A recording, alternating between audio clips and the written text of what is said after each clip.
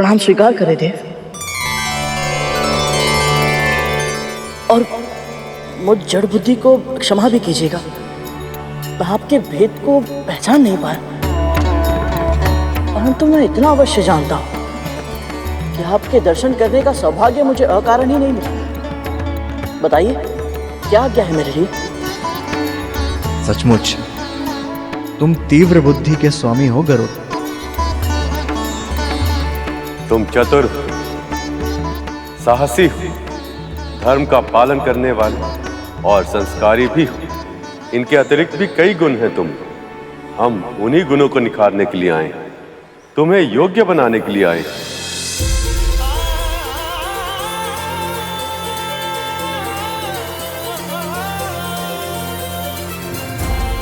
योग्य बनाने अर्थात? हाँ, तुम जिनकी कल्पना तक नहीं कर सकते ऐसे महत्वपूर्ण कार्य करना, विशेष उपलब्धियां प्राप्त करना, यह तुम्हारी नियति है गरुड़। परंतु नियति तभी प्राप्त की जा सकती है जब तुम उसके योग्य बनो।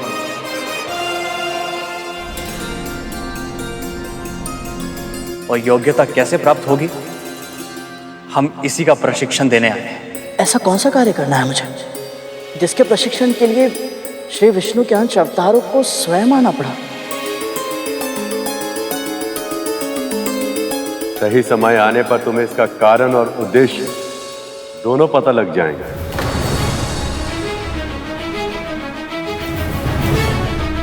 किंतु अभी हम तुमसे ये जानना चाहते हैं कि क्या तुम मन से, कर्म से और वचन से इस प्रशिक्षण को प्राप्त करने के लिए तैयार?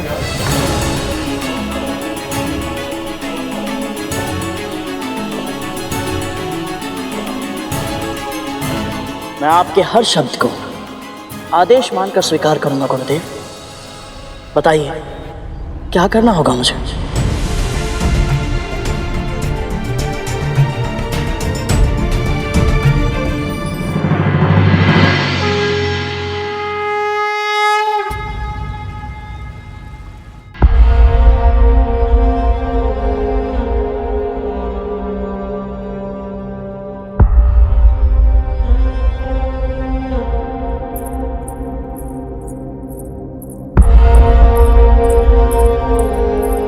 दीदी ले।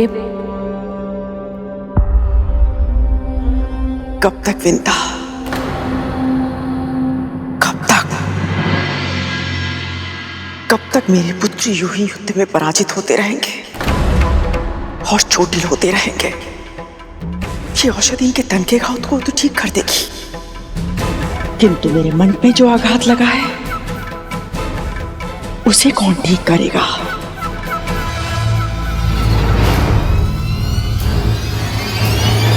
मैं भीतर से रक्त रंजित हो गई हूं,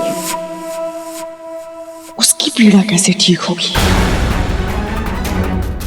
कैसे विंता, कैसे? दीदी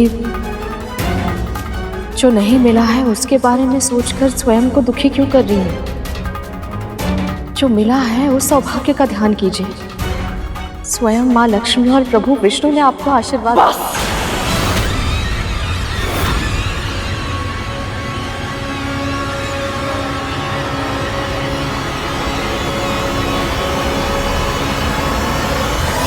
पर दीदी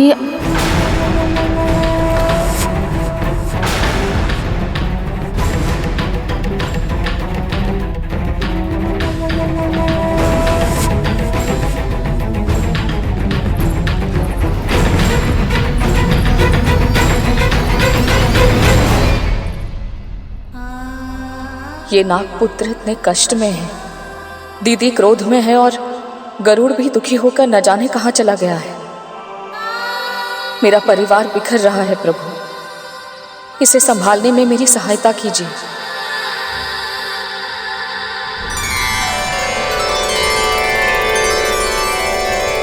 ओम आदित्याय विद्महे सहस्रकिरण्य धीमहि तन्नो सूर्य प्रचोदयात्।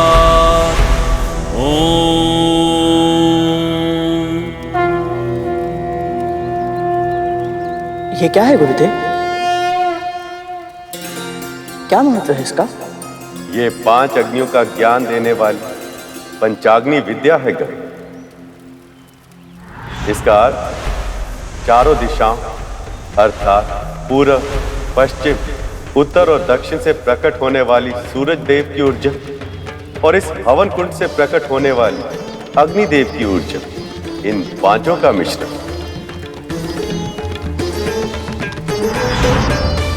इससे साधक के अंतर्निहित शक्ति के प्रकटीकरण की प्रक्रिया आरंभ होती है।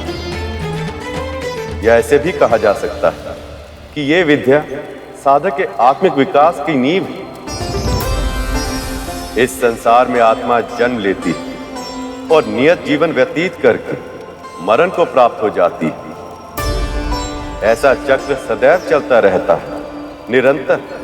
ऐसा कैसे होता है, क्यों होता है और इस चक्र से व्यक्ति को मुक्ति कैसे मिल सकती है, ये सब ज्ञान पंचाग्नि विद्या से मिल सकता है। मैं कुछ समझा नहीं गुरुदेव।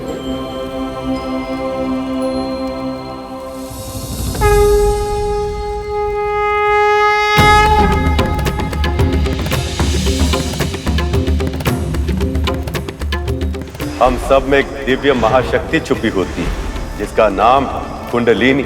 सामान्य रूप से यह महाशक्ति हमारे तन में सुप्त अवस्था में विद्यमान होती है, पर यदि इसे जगाया जाए तो 7 चक्रों से होते हुए ऊपर की ओर मस्तिष्क तक जाती है और सभी चक्रों को जागृत कर देती है। इनमें प्रथम चक्र होता है मूलाधार चक्र। मेरुदंड के मूल में स्थित इस चक्र को जब जागृत किया जाता है तो विभिन्न चुनौतियों का सामना करने की हमारी क्षमता में अद्भुत आत्मविश्वास का अनुभव होता है। ऐसा लगता है जैसे हम अपने दोनों पांवों पर पूरी दृढ़ता से खड़े होने में सक्षम हैं। पर जब ये अवरुद्ध तो हमें संकट का आभास होता है। ऐसा लगता है जैसे हम अस्थिर भूमि पर खड़े हैं और कभी भी गिर सकते हैं।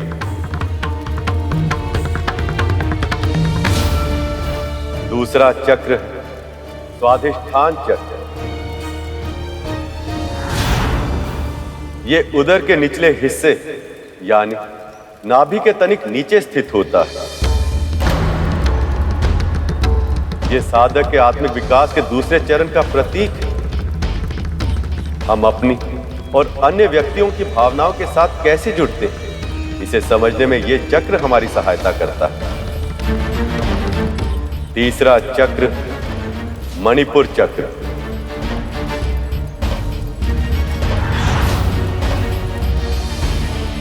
उदर के ऊपरी भाग में स्थित यह चक्र आत्मविश्वास को नियंत्रित करता है। जब साधक की कुंडलिनी मणिपुर चक्र तक पहुंच जाती है तो उसे स्पष्टता, आनंद, ज्ञान, बुद्धि, विवेक और सही निर्णय लेने की योग्यता अपने आप प्राप्त हो जाती है। चौथा चक्र अनाहत चक्र।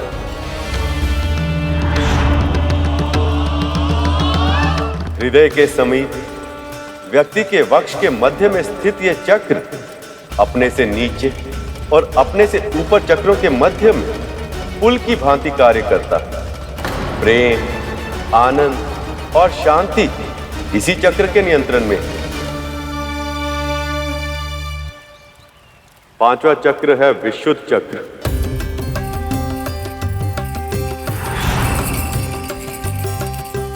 कंठ के पीछे स्थित यह चक्र संवाद, अभिव्यक्ति और सत्य को नियंत्रित करता है। आज्ञा चक्र। चक्रों के इस क्रम में ये छठा चक्र है गर्भ। कुछ व्यक्ति इसे साधक की तीसरी आंख भी कहते हैं क्योंकि यह आत्मा की आंख की तरह कार्य करता है। इसके सिद्ध हो जाने पर साधक को अंतर्ध्वनि सुनाई पड़ने लगती है और अंतर्ज्योति दिखाई देने लगती है। और फिर सबसे ऊपर होता है सहस्त्रार चक्र या चक्रों का मुकुट। ये सर्वोच्च चक्र होता है गरुड़। मस्तिष्क के ऊपरी भाग में स्थित यह चक्र एक सहस्त्र पंखुड़ियों वाले कमल के समान होता है। यदि साधक इसे सिद्ध कर ले तो उसकी कुंडलिनी शक्ति पूर्णता पा जाती। तब साधक आत्म अनुभूति और ईश्वर की अनुभूति करने में सक्षम हो जाता है। तब उसका मन पूरी तरह से निश्चल हो जाता है और उसकी आत्मा ब्रह्मांड की चेतना से जुड़ जाती है। ये शक्ति तो बहुत ही अद्भुत है गुरुदेव। क्या मैं कुंडलिनी शक्ति को जागृत करने की प्रक्रिया इस क्षण आरंभ कर सकता हूं?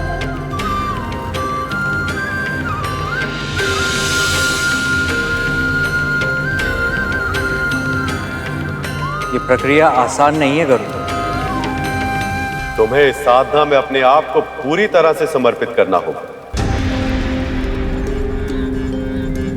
मैं वचन देता हूं गुरुदेव, मैं आपके सभी निर्देशों का पूरी तरह से पालन करूंगा।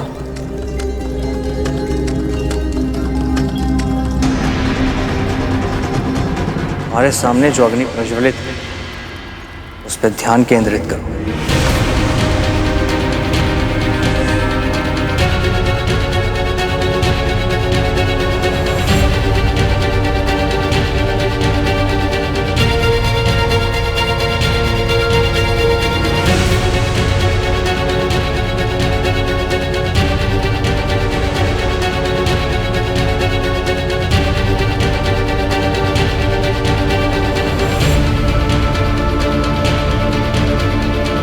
यह अभ्यास तुम्हारी कुंडलिनी शक्ति को जागृत करने हेतु आवश्यक है। कोई भी विद्या ग्रहण करने के लिए मन तथा मस्तिष्क को एकाग्रित करना आवश्यक है। प्रभु, गरुड़ को गुरु की सहायता अवश्य मिली, पर क्या सच में वो अपनी कुंडलिनी जागृत कर पाएगा? क्यों नहीं शेष। इतनी छोटी आयु में गरुड़ ने इतनी सारी उपलब्धियां प्राप्त की है। यदि मन और मस्तिष्क में ठान ले तो वो अवश्य सफल होगा। ये कहना सरल है देवी, पर करना कठिन, बहुत कठिन।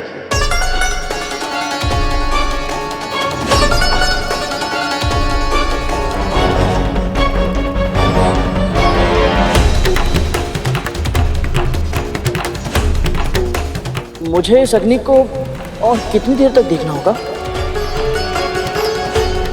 गरुड़ का मन तो बहुत ही चंचल है, इतनी शीघ्र भटक गया।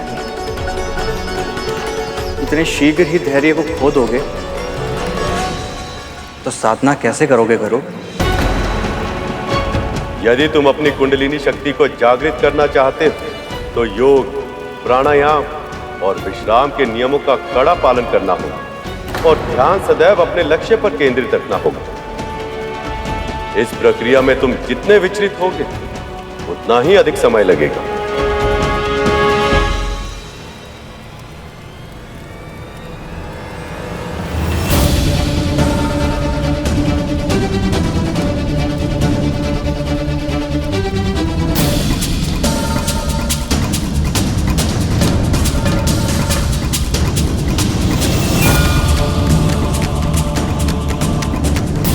यदि गरुड़ इस प्रथम चरण को ही पार न कर सका तो ये अपने जीवन का लक्ष्य कैसे प्राप्त कर लेगा?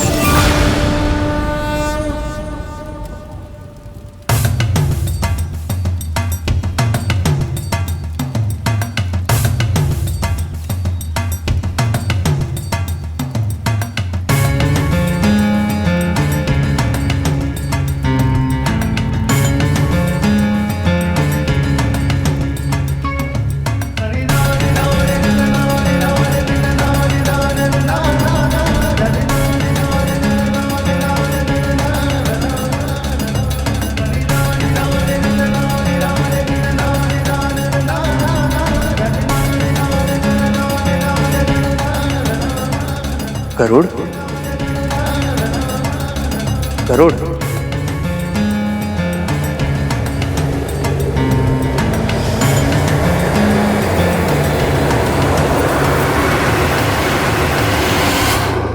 पूरी रात बीत गई है, गरुड़ अभी तक लौटा क्यों नहीं? ओम नमो भगवते वासुदेवाय। ओम नमो भगवते वासुदेवाय। ओम नमो भगवते वासुदेवाय। ओम नमो भगवते। गरुड़ स्वयं को आपके चरणों में समर्पित कर रहा है प्रभु। अब मुझे उसकी चिंता नहीं है। आप उसके मन को अवश्य शांत करेंगे।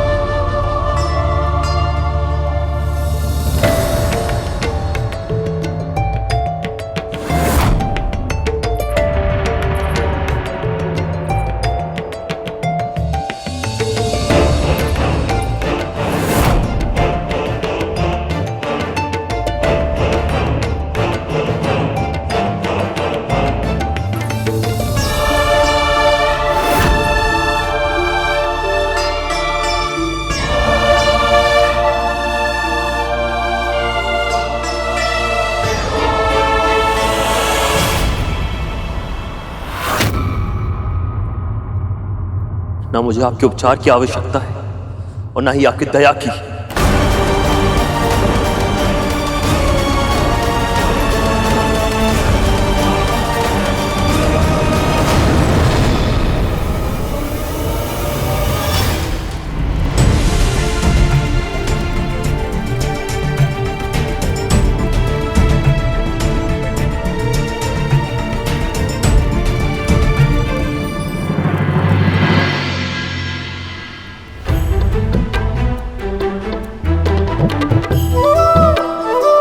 अद्भुत। यहाँ भगवान सो रहे और वहां उनका भक्त। योग निद्रा का भी अपना ही महत्व है देव। जितना परिश्रम आवश्यक है उतना ही विश्राम। परंतु प्रभु, पर मैं ये नहीं समझ पा रहा हूं प्रभु कि केवल गरुड़ ही नहीं, ध्यान की अवस्था में जाना लगभग सभी के लिए इतना कठिन क्यों होता है। कभी मस्तिष्क भटक जाता है तो कभी मन, और जब दोनों नियंत्रण में आ जाते हैं तो नींद आ जाती है। ऐसा क्यों होता है प्रभु? क्योंकि शेष, जब तन स्थिर होता तब मन विचरण करने लगता, और जब तन और मन दोनों स्थिर होते तो अवचेतन मन गतिशील हो जाता। शेष, यह अवचेतन मन तभी सक्रिय होता है जब हम स्वप्न देखते हैं। इसलिए आरंभ में सभी को नींद आती है, पर इस नींद में जब कोई स्वप्न आता है तो जब तक वह स्वप्न साकार नहीं हो जाता नींद नहीं आती।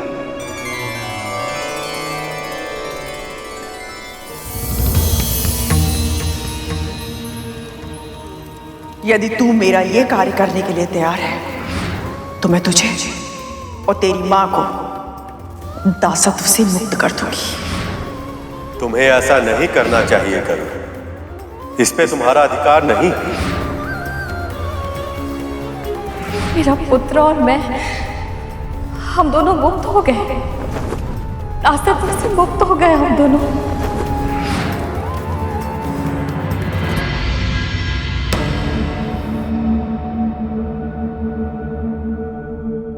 स्वप्न देख रहा था मैं, और इस स्वप्न को सत्य में परिवर्तित करके रहूंगा मैं।